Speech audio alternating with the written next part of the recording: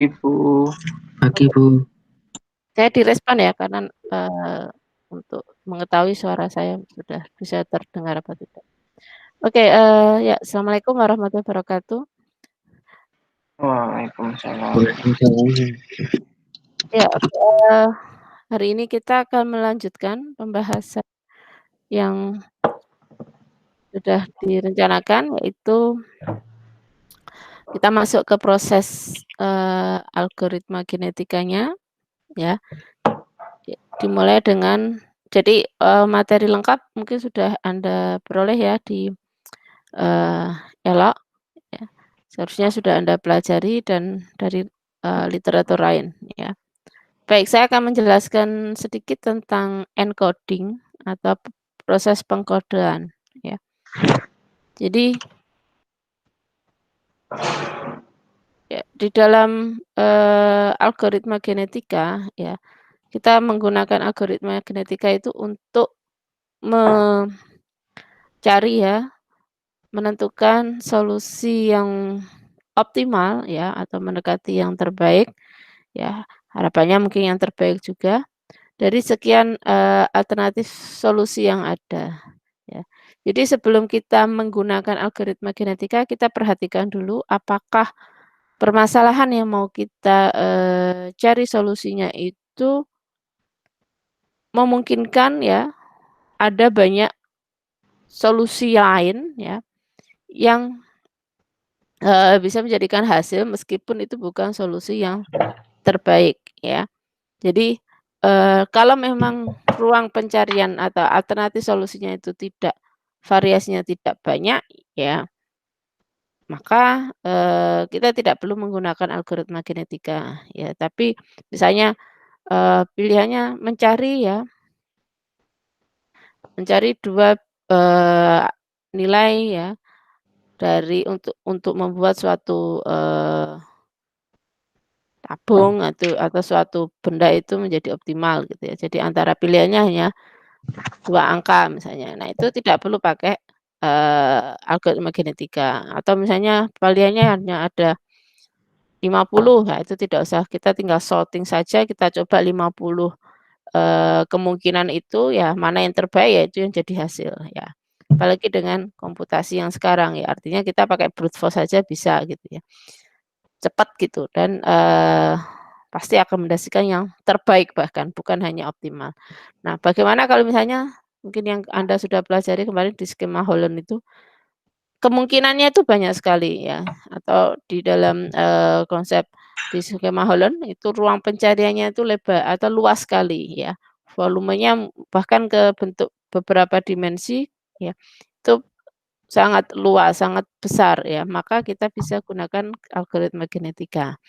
Jadi kalau kita sudah bisa mengidentifikasi ya, eee, permasalahan itu kemungkinan solusinya adalah banyak, kita mau cari yang paling optimal atau yang mendekati terbaik, maka kita bisa menggunakan algoritma genetika. Nah, setelah kita tahu bahwa, solusinya banyak ya, kemungkinan solusinya banyak, selanjutnya adalah kita lihat di dalam solusi tersebut itu ada faktor-faktor apa yang menyusun solusi tersebut, yang kita sebut nanti sebagai variabel solusi. Ya jadi, eee, kita lihat dulu ya apa aja variabel solusinya, yang nantinya ya variabel solusi ini kita jadikan sebagai apa, komponen atau bagian-bagian dari alternatif solusi. Ya jadi kalau diterapkan nanti di dalam, algoritma genetika ya, alternatif solusi inilah yang terdiri dari variabel-variabel solusi itu sebagai suatu genotype ya. Genotype itu kan sesuatu bentuk, individu yang nampak yang menunjukkan suatu karakteristik tertentu. Nah genotype ini yang nanti akan menjadi suatu individu unik ya, dan bisa jadi suatu permasalahan itu individu itu hanya terdiri dari satu kromosom. Jadi identiknya nanti alternatif solusi itu menggambarkan satu kromosom. Tapi bisa juga ya misalnya suatu permasalahan itu, kumpulan ada alternatif solusi yang cukup lebar atau cukup, kompleks, artinya kita pecah menjadi sub-sub, kita kelompok-kelompokkan sehingga menjadi suatu kromosom kromosom kromosom ya. Jadi bisa jadi individu nanti terdiri dari beberapa kromosom. Nah, permasalahannya adalah bagaimana selanjutnya kita menyajikan alternatif solusi tadi yang merupakan, eee, bentuk kita anggap sebagai individu atau kromosom atau genotype di dalam GE yang nantinya bisa dilakukan atau dijalankan suatu proses komputasi. Karena GE ini kan, computational approach ya, pendekatan yang implementasikan nanti prosesnya running-nya itu adalah pakai, sistem pakai program ya, ada implementasi, di proses komputasinya. Jadi bagaimana ya, tentunya yang bisa dipahami oleh bahasa pemrograman atau dengan bahasa pemrograman yang kita gunakan nanti.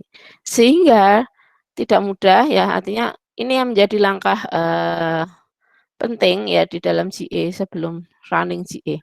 Itu adalah gimana kita menentukan ya bentuk representasi yang cocok untuk menerjemahkan dari alternatif solusi itu sebagai suatu individu atau kromosom, ya. Jadi bagaimana bentuk kromosom atau individu, kita lihat kan, Anda sudah baca ya di slide-nya itu ada banyak bentuk yang bisa digunakan ya, ada apa, penjajiannya bisa dalam biner ya. Jadi nanti kalau biner itu apa, kromosomnya itu hanya terdiri dari apa, bilangan satu atau satu dan nol ya. Di mana masing-masing itu akan mengkodekan suatu nilai tertentu ya, satu dan nol. Bisa juga pengkodean nilai ya, pengkodean nilai, bisa dengan pengkodean integer, pengkodean bilangan real, atau pengkodean, apa, Anda lihat di situ ada pengkodean pohon, dan yang terakhir ada pengkodean permutasi. Bentuk seperti apa yang sesuai? Ya, kita mulai langkah-langkahnya dengan seperti ini ya. Jadi yang pertama, identifikasi terlebih dahulu alternatif solusinya ya. Kalau kita belum bisa mempunyai gambaran solusi yang kita inginkan itu kira-kira kayak apa gitu ya bentuknya, ya kita nggak bisa jadi, apa, melanjutkan ke proses GE-nya. Jadi kemudian setelah tahu alternatif solusinya seperti apa, baru kita identifikasi alternatif solusi itu terdiri dari variabel apa saja, atau ada faktor-faktor apa saja yang menyusun alternatif solusi tersebut. Ya, setelah tahu, kita lihat domain, ya, domain dari setiap variabel solusi tersebut.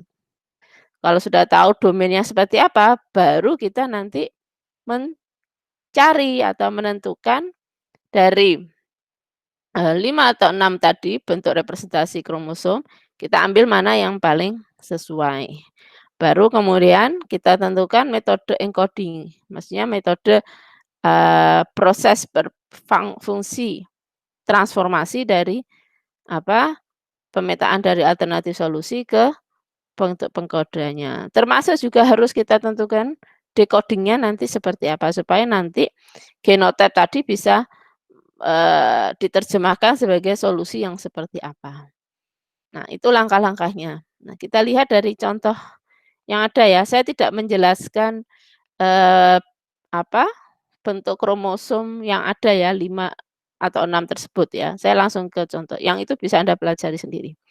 Oke, kita contoh ke sini, misalnya ini adalah apa, kalau dari contoh di dalam slide itu, ya Anda lihat di sini ada tas, kemudian ini ada beberapa barang penting ya, yang, ingin dimasukkan ke dalam tas tersebut. Tapi ada permasalahannya adalah kapasitasnya dibatasi, hanya misalnya di sini ditulis 4 kilogram gitu ya. Padahal kalau dilihat di sini, maaf 9 kilogram ya, 9 kilogram ya. Padahal kalau dilihat di, kandidat-kandidat yang masuk ke dalam tas ini, barang-barangnya ada yang 3 kilo, ada yang 7 kilo, dan seterusnya ya. Jadi apa sebenarnya yang diinginkan dari, eee, ilustrasi ini ya, bagaimana caranya ya memilih barang-barang ini, ada 8 pilihan ya barang ini ya, untuk bisa dimasukkan ke dalam tas ya.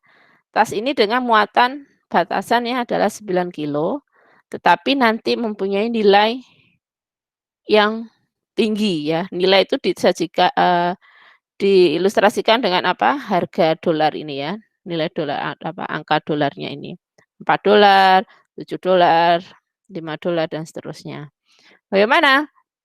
Oh, mungkin kalau kita lihat, oh ya udah saya ambil yang 7 kilo ini ya, sama yang paling besar ini 4 kilo. Jadi nanti kan kita bawa barang yang senilai $11. Ya bisa, tapi kan ini kapasitasnya berapa? Hanya 9 kilo gitu ya, hanya 9 kilo. Ini kalau di total hanya, berapa, 11 kilo, tidak bisa, "Oh saya ambil lagi yang, eee, tertinggi berikutnya 7 sama 3, ini 10 kilo juga. Saya ambil misalnya 7 dengan 2 ini, udah pas 9 kilo tapi nilainya 12 ya. Oh ya udah saya ambil ini." Nah, ini belum tentu ya menjadi, pilihan yang terbaik ya. Jadi yang diharapkan dari sini permasalahan ini apa sebenarnya solusinya? Apa, pilihan-pilihan barang yang akan dimasukkan di dalam tas ini sehingga apa, tidak melebihi 9 kilo muatannya, tetapi nilainya maksimal ya. Jadi langkah pertama identifikasi alternatif solusinya apa? Kita bisa buat sebagai satu contoh di sini ya, identifikasi alternatif solusi yang pertama apa, misalnya saya tulis di sini ada 7, saya pilih nomor 1 dan 2 misalnya. 1 dan 2. Saya pilih ini solusi, tapi solusinya apa, sesuai apa tidak. 7 tambah 3 muatannya 10 ya. Oh tidak, solusi ini nggak benar gitu ya. Walaupun, sudah bisa masuk ke sini tapi melebihi kapasitas. Kemudian, oh saya pilih satu, alternatif kedua saya 1 dan 3 ya. 3 kilo plus 4 kilo, 7 kilo. Oh masih bisa, walaupun nggak maksimal nggak apa-apa, tapi ini jadi hasil solusi. Nah, dari sini setelah Anda tahu, ya, kemungkinan-kemungkinan solusinya apa, baru kita lihat, variabel solusinya apa sih sebenarnya komponennya ini? Ya, kalau kita tulis di sini, ya, alternatif solusinya tadi apa, pilihan, item 2 dan item 1 ya. Kemudian bisa juga pilihan, nya adalah item item 1 dan 2 misalnya ya, 2 bisa juga nanti item 1 dan item 3 dan seterusnya dan seterusnya. Nah, kalau, kita lihat di sini komponennya bisa jadi kan ada 3 ya, item 1, item, 3, item 4 boleh juga gitu, nggak hanya terdiri dari 2 barang, kan tidak ada di ilustrasinya itu membatasi berapa banyak barangnya, yang dibatasi adalah kapasitasnya. Jadi bisa juga misalnya kita ambil semuanya gitu, item 1, item 2, item 7, item 8 boleh juga gitu ya. Ini juga masuk dalam alternatif solusinya. Nah, kalau kita dilihat sebenarnya yang kita identifikasi di sini, ya itu adalah apa, alternatif solusinya ini adalah kumpulan dari item-item yang kita pilih ya. Bisa juga kita sajikan bentuk lain alternatif solusinya. Saya punya daftar misalnya ya, saya punya daftar di sini misalnya saya buat tabel gitu ya. Saya punya tabel gitu kan kalau Anda mungkin, yang biasa pack gitu ya, ini akan masalah knapsack problem ya. Kita pilih ini menyajikan item 1, kemudian ini item 2, item 3 dan seterusnya.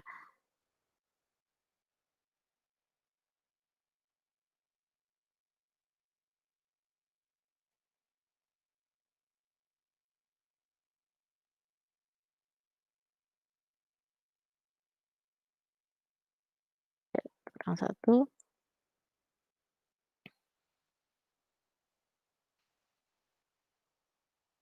8 gitu kan. Jadi alternatif pertama kan, oh item 1 saya pilih ya, saya centang, yes gitu kan.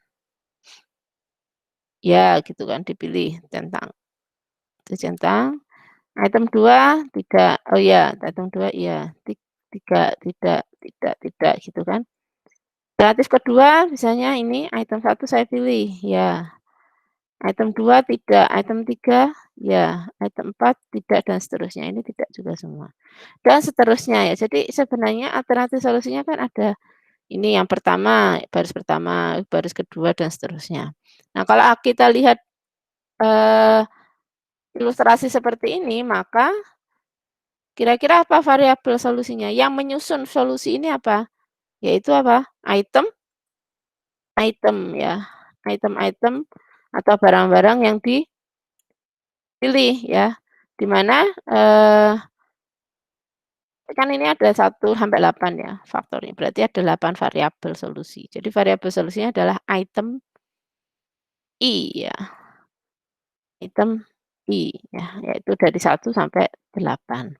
Setelah kita tahu variabel solusinya, nah selanjutnya adalah domain dari variabel solusi. Kalau kita lihat di sini kan dia nilainya ya dan tidak, centang atau apa, garis hubung ya atau dash ya. Ini kan centang, pilihan yang pertama centang, yang kedua adalah apa, dash ini. Jadi kalau kita lihat domainnya hanya ada 2, maka ini bisa misalnya kita, eee, ya oke saya tetap gini aja. Jadi domainnya adalah nilai centang dan nilai tanda atau dash ini. Jadi kalau seperti ini, opsinya hanya 2 untuk setiap variabel solusi, maka kita bisa bawa ke bentuk apa kira-kira? Bentuk pengkodean biner ya, pengkodean biner ya, representasi biner. Jadi binary representation untuk kromosom dari permasalahan ini. Metode encoding-nya seperti apa ya? Kita petakan misalnya nanti centang itu berarti kita petakan ke 1 ya, kemudian dash ini ke 0 gitu ya. Sehingga nanti pemetaannya untuk item I yang atau mungkin kita sajikan di sini misalnya kita bentuk suatu fungsi gitu ya. Jadi nanti komponen dari variabel solusi jadi item I ya, itu sama dengan apa? Sama dengan ada 2 opsi berarti kan di sini ya. Ada 2 opsi ya, maaf.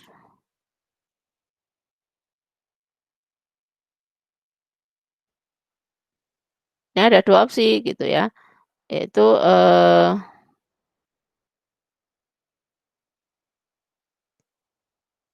opsi kedua dia akan bernilai 1 ya, kalau dipilih ya, jika item I itu dipilih ya, atau centang, atau dalam kurung ini adalah centang tadi. Kemudian 0 apa, jika item I itu tidak dipilih ya, atau dalam arti dash seperti ini. Sehingga nanti pengkodean binernya ya, ya kita tentukan kembali ke sini, pengkodean binernya apa?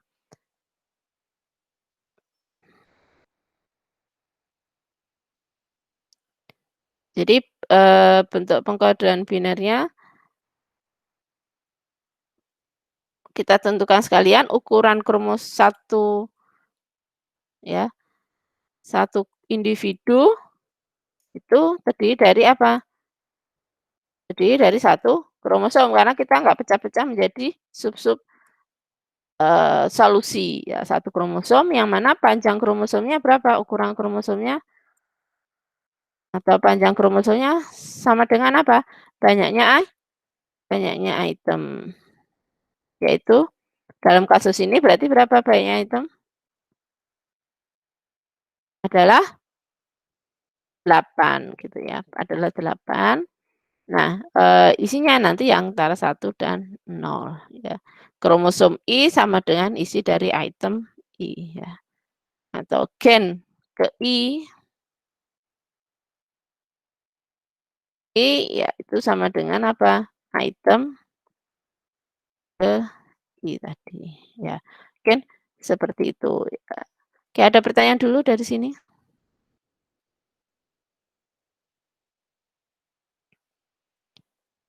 Ada pertanyaan? Oke, boleh. Kalau tidak ada, kita ke contoh berikutnya. Sekarang ke contoh kedua, yaitu misalnya sebuah kata, ini ada dalam slide ya, sebuah kata ditentukan sebagai target, misalnya Basuki. Bila setiap huruf diberi nilai dengan nilai urut alfabet, maka targetnya bisa dinyatakan sebagai besaran numerik. Misalnya B, B itu kan urutan alfabetnya ada di nomor 2, A itu 1, S itu 19, U itu 21, K itu 11, dan I itu 9. Nah, kita diminta untuk membangkitkan kata dengan jumlah huruf yang sama, ya ini diperhatikan ya, jumlah huruf yang sama dengan target secara acak terus-menerus hingga diperoleh kata yang sama dengan kata target, ya. Kalau kita lihat dari ilustrasi ini, ya, maka alternatif solusinya apa? Ya, bisa jadi apa tadi, misalnya ini ya, 2, 1, jadi saya buat, eee, tabel lagi ya, misalnya tadi ini ada berapa huruf? 6 ya,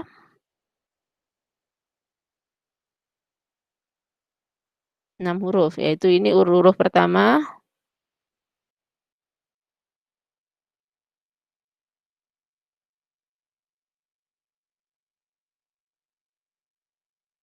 huruf kedua, huruf ketiga, huruf keempat, huruf kelima, dan huruf keenam. Alternatif pertama tadi ini misalnya 2, 1, 19, 21, 11, dan 9. Alternatif kedua mungkin kita bisa, oh maaf ini target ya, ini target.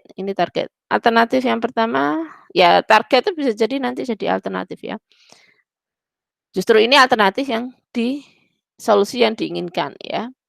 Eee, Contoh lain apa, misalnya saya bisa juga semua isinya baru A, A gitu ya, nggak apa-apa. Nah nah. Nah itu kan satu ya. Terus bisa jadi saya random ketemunya adalah A, B saja gitu ya, bisa jadi, ya. Random gitu ya, kita nggak tahu. Apalagi dengan distribusi apa, normal gitu ya, hasilnya mungkin akan sangat beragam. Nah ini, dan masih banyak lagi ya. Kalau kita lihat dari sini maka ya, variabel solusinya apa kira-kira? Variabel solusinya adalah nilai dari huruf ya, huruf-huruf ke huruf-huruf ke huruf-huruf yang menyusun kata, menyusun satu kata ya, yaitu ada 6 huruf ya. Satu kata itu terdiri dari 6 huruf. Nah, kalau kita lihat dari sini domain dari setiap variabelnya apa? Jadi di sini kan variabelnya ada 6 huruf ya, huruf-huruf yang menyusun kata, yaitu 6 huruf yang menyusun kata ya. Domainnya apa? Domainnya adalah huruf dalam alfabet. Ada berapa huruf dalam alfabet? Ada yang jumlahnya ada 26 ya. Kalau kita lihat dari, domain dari setiap variabel yang tadi 20, apa, 6 huruf tadi, 26. Nah ini kalau kita sajikan dalam biner bagaimana? Ya bisa saja ya, artinya nanti berarti, eee, kita ada sub-sub solusi ya, nanti ini satu variabel solusi nanti kita anggap sebagai satu kromosom ya, nanti berarti ada 6 kromosom. Tapi kalau seperti ini bisa jadi pilihannya bisa ke 2 jenis ya, bisa ke biner atau bisa ke apa satunya, pengkodean integer ya, atau langsung ke pengkodean nilai ya, ini juga bisa ya. Kalau biner berarti nanti apa, karena biner itu hanya 0 dan 1 berarti ya satu kromosom itu adalah untuk satu huruf, ya. Sehingga nanti kalau seperti ini, eee, apa, satu individu terdiri dari 6 kromosom. Satu individu terdiri dari 6 kromosom. Ya, sehingga nanti kita, eee, kromosomnya kan berarti nilainya apa, 26. 26 itu kalau kita, eee, sajikan dalam bentuk biner itu perlu berapa digit? Kalau 4 digit itu kan 2 pangkat, 4 ya, 16 masih kurang berarti 2 pangkat 5 digit ya, berarti 5 digit biner. Jadi ukuran satu kromosom atau panjang kromosomnya adalah 5 sehingga ukuran individunya itu adalah 6 ya, karena ada 6 kromosom dikali dengan 5, jadi sama dengan berapa? 30. Ya, itu kalau kita jadikan dalam bentuk biner. Ya, kalau kita sajikan dalam bentuk integer, ya mudah saja, berarti nanti tinggal apa, satu kromosom ya ini langsung 6 huruf gitu ya. Maka di sini ya langsung jadi satu, ini sama dengan satu individu saja, tuh. Nah, panjang panjang kromosomnya berapa? Yang sekaligus sebagai panjang individunya, panjang kromosom ya sama dengan berapa? Mmm, 6 ya, sesuai dengan banyaknya huruf ya. Ukuran individu ya terus sama dengan panjang kromosomnya. Nah, kalau pengkodean nilai sama ya. Nah, maksudnya di sini nilai itu ada nilai, eee, apa, alfabetnya. Tapi kalau di sini kita lihat ilustrasinya, dia disajikan dalam nilai urut alfabet, maka ya pengkodean nilai itu sama dengan pengkodean integer. Jadi ini tidak perlu, ya kecuali ilustrasi tadi mensyaratkan nggak nggak harus terjemahkan sebagai nilai urut alfabet, tapi langsung ke karakter dari setiap, eee, kat huruf yang menyusun kata tersebut. Jadi ini cukup 2 alternatifnya ya. Nah, dari 2 alternatif tersebut kita bentuk metode encoding dan decoding-nya ya. Encoding untuk biner ya berarti kita terjemahkan tadi ya. Saya duplikat.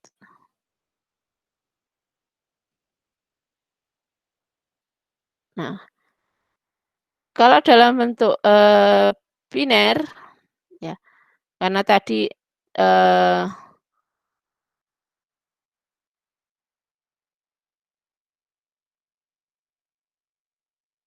kalau biner tadi kan satu kromosom satu huruf ya, maka nanti fungsinya metode pengkodeannya bagaimana untuk, eee, 1 kromosom ya, kita konversi dulu ke satu huruf ya. Jadi metode konversi huruf ke huruf. Urutan alfabet ke I ya, atau huruf ke I kita ubah ke bentuk apa, biner, ubah ke biner ya. Setelah itu baru binernya ini nanti menyusun kromosom tadi ya. Sudah seperti ini aja ya. Kemudian kalau integer ya langsung saja berarti bentuk encoding-nya ya huruf ke I ya itu sebagai gen ke I. Gen ke I ya sama dengan ya huruf ke I ya. Sudah selesai seperti ini saja. Jadi kalau ini kita decode-kan, ini kan hasil encoding-nya ya. Decode-kan nanti menjadi Basuki, BASUKI ya, dan seterusnya. Oke, itu untuk contoh yang kedua.